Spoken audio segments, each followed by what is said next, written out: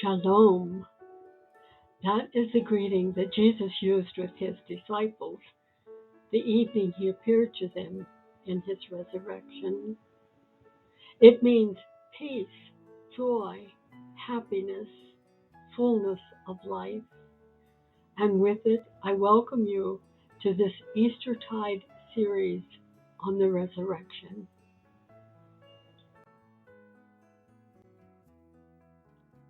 The topic of this presentation is I have seen the Lord, which are the words of Mary of Magdala to the disciples that Easter morning. Let's look briefly at the life of Mary of Magdala. Her life can be divided into three segments. She came from Magdala on the coast of the Sea of Galilee, which presumably was her birthplace, and most likely she was a member of the very well-established synagogue there. She probably met Jesus there, and it was there quite possibly that he cured her of a very severe illness. The second phase of her life was following Jesus in his ministry right to the cross. The third phase began at his tomb on the day of resurrection, when he commissioned her as witness to the gospel and to his resurrection and ascension.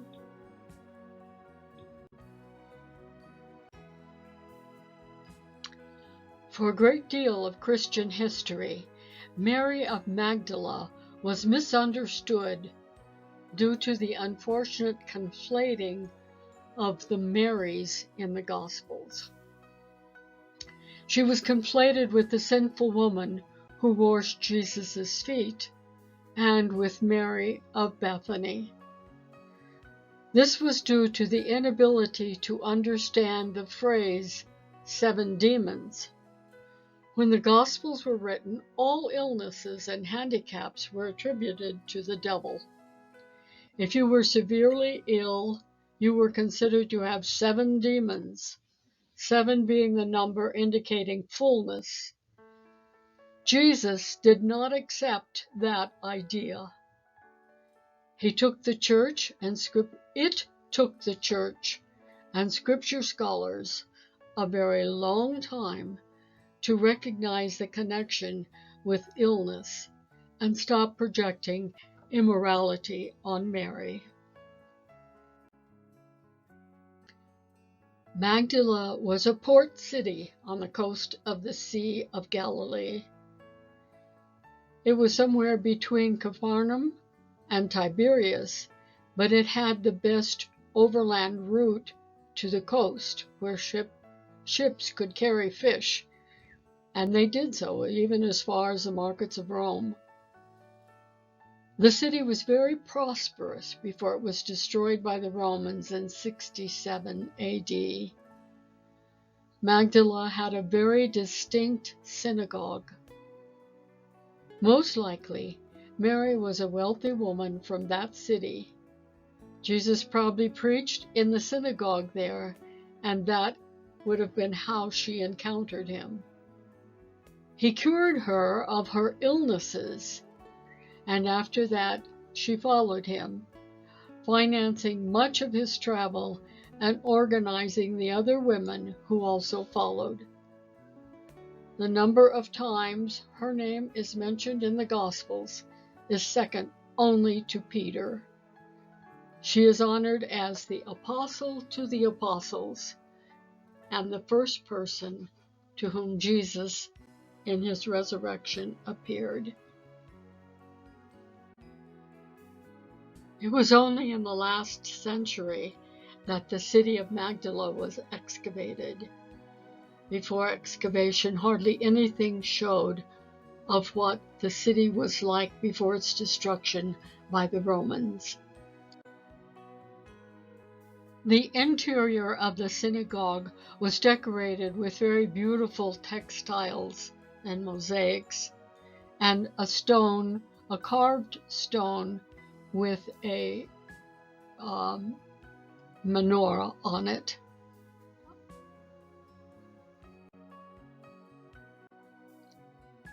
There's a modern church now in Magdala. The altar is in the shape of a boat, since a boat similar to the fisherman's boat Jesus would have preached in was found preserved in the seashore near the Sea of Galilee and close to Magdala.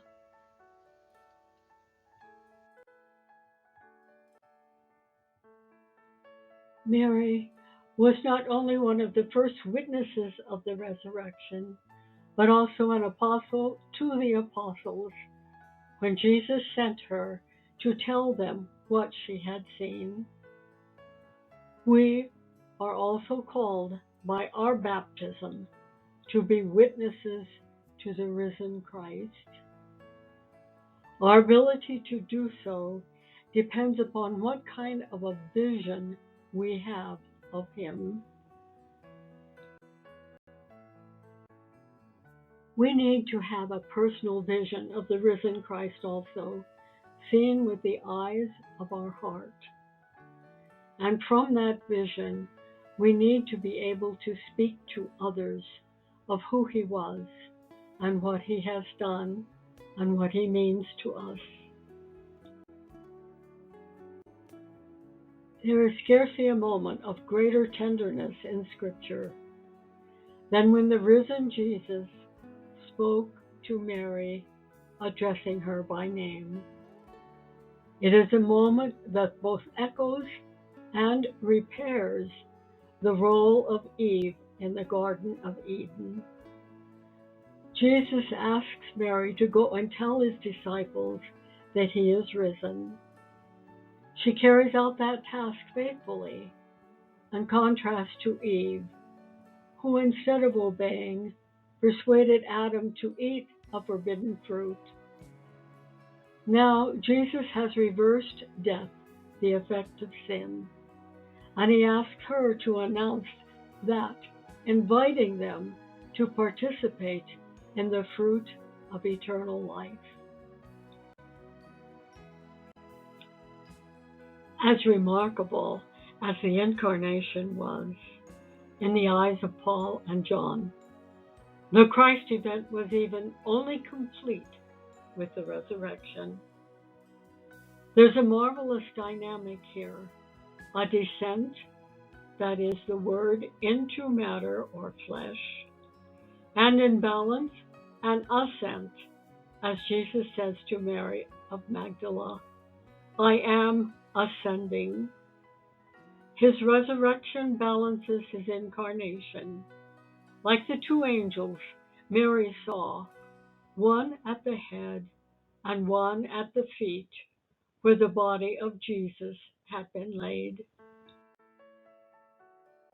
To see the risen Lord with the eyes of our hearts is the goal of Christian life. To see the risen one despite the sadness and horrors that life can present. To keep our eyes fixed on the risen Lord as the ultimate goal and love of our lives, with whom we will spend eternity. Having seen the risen Lord was what drove the first Christians. Here is some recommended reading. If you care to follow it, I especially recommend the Vatican document on Mary of Magdala, which straightens out some of the misconceptions that have been had about her. Also, here are some reflections, questions that you might ask yourself, or you might discuss with yourself and others. And lastly, here are a few credits for sources used in this presentation.